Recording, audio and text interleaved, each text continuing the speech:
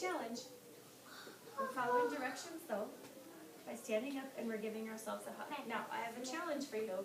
Try to sit down without using your hands. Keep hugging yourself and try to sit down without using your arms. Sit down in your spot. Oh, nice. All right, now take those hands and move them to your lap. Just like our listening time poem, and we'll listen to a story. We're going to listen to a story first.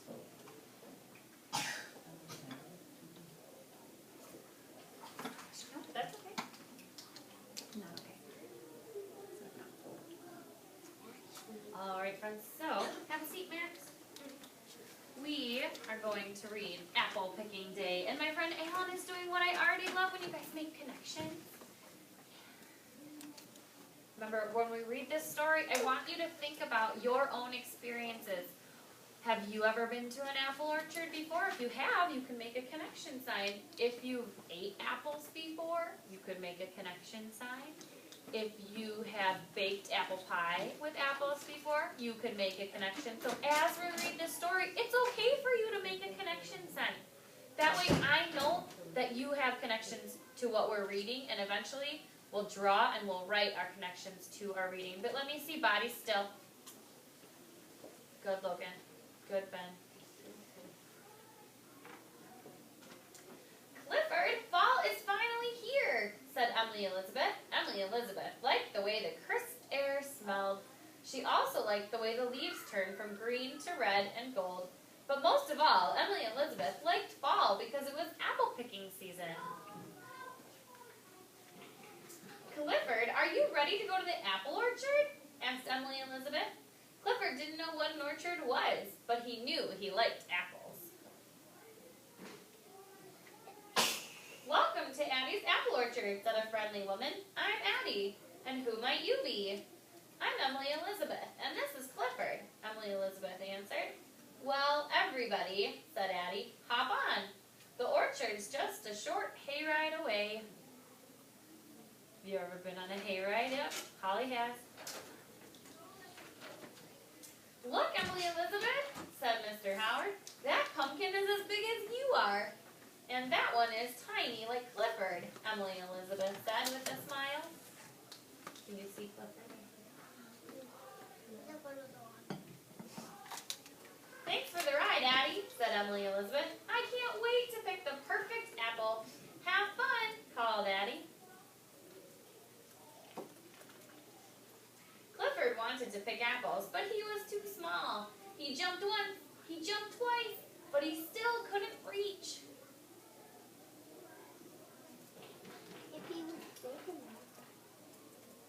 If I could just reach this one, said Emily Elizabeth. All her reaching made a loose apple fall to the ground. Woof, woof, barked Clifford. That's not the perfect apple, Clifford, said Emily Elizabeth. It's bruised. It looks pretty good to me, thought Clifford. Oh, cried Emily Elizabeth. This one might be perfect. When Emily Elizabeth reached into the branches, a few more loose apples fell to the ground. Clifford sniffed the apples. Everyone pretend like you're sniffing an apple. Oh, and it smells so good. They smelled sweet. He pushed all the fallen apples into a pile. Well, what have you got here? Asked Addie. Looks like Clifford has been busy, Emily Elizabeth said, giggling. But those apples are bruised. The bruised ones are so sweet, said Addie. They'll be perfect for making cider. Thanks for a great day, Addie, said Mr. Howard. You are welcome, Addie replied. But I should be the one saying thank you to Clifford. He found me the most perfect cider apples. I hope you'll enjoy this pie, said Addie. It's made with apples from my orchard. Clifford wagged his tail happily. Emily Elizabeth, did you ever find that one perfect apple? Asked Addie. No, answered Emily Elizabeth. I found a whole pie full of perfect apples. She took all the apples. Sometimes, friends, in kindergarten, it's kind of like that too. We try to do things perfectly, but things don't need to be perfect to be really good. Because all those bruised apples made pie, and pie is delicious. So friends, let's think about our connections. Can someone raise their hand and tell me a connection that they made to the story we just read?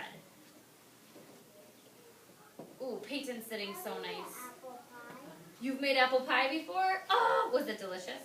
Yeah, oh, like a tiny one? Ooh, yummy. What about you, Logan? I picked the apples at an apple orchard. You have? And did you get to bring them home? Oh yeah, and my papa has an apple tree. Ooh, so you have two connections to that story. Ben, what about you? We have one picking for strawberries, and it was like, and we got to go on a tractor ride. Oh, yeah, like the hayride. Awesome. Macy, what about you? With my, Logan. Macy, what about you? at my school, we went to an apple orchard with my mom. Awesome. So friends, I know that everybody really, really wants to tell. Why don't we turn to our partners? Turn to your turn and talk partner. Ooh, you did a really good job at remembering. Yep, Holly, you're turning to Bentley. And when I say go, tell your turn and talk partner your story. Go.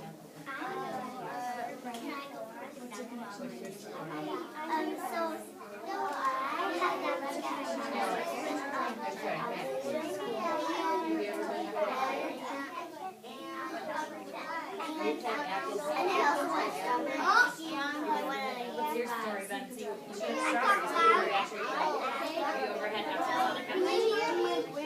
Have you tasted apples before?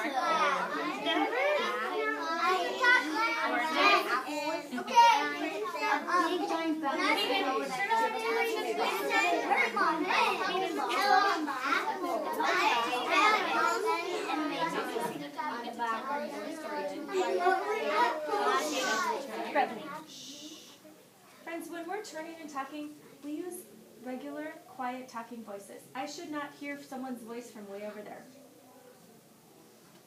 Keep sharing your story.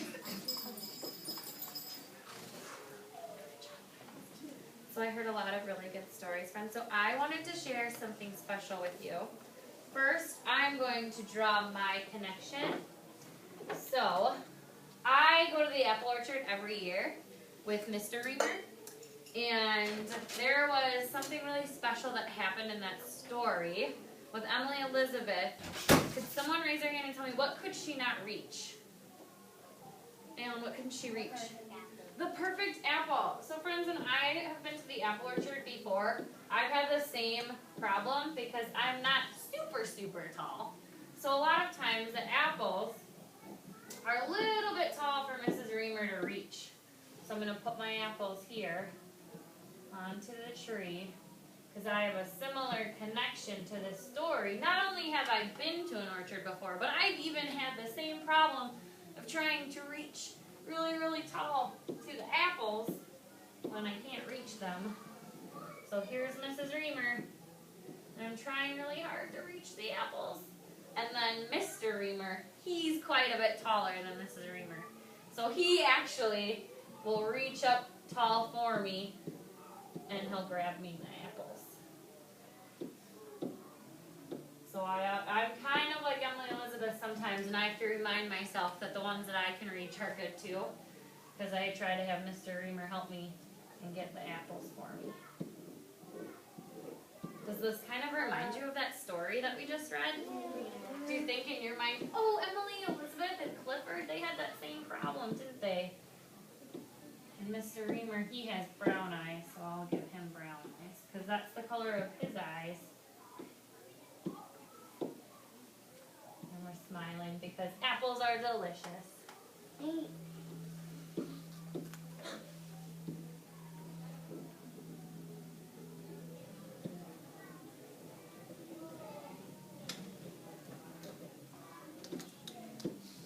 Now, friends, am I taking my time on my story? Am I giving my people real colors? Yeah, they look like real people, don't they? All right, friends, so I want to show you something, one more special thing. One more special thing. Me and Mr. Reamer, we take pictures at the apple orchard because it's a lot of fun, so I wanted to show you. This is a true story.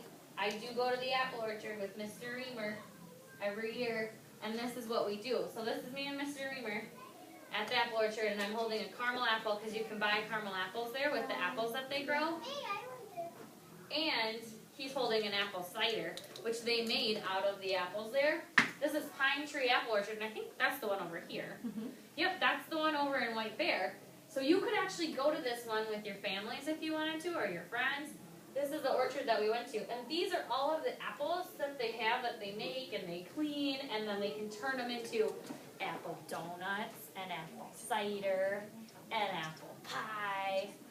So friends, isn't it kind of neat how we can take a story, like Mrs. Reamer did? I took a story that I read, and I made all these connections to my real life.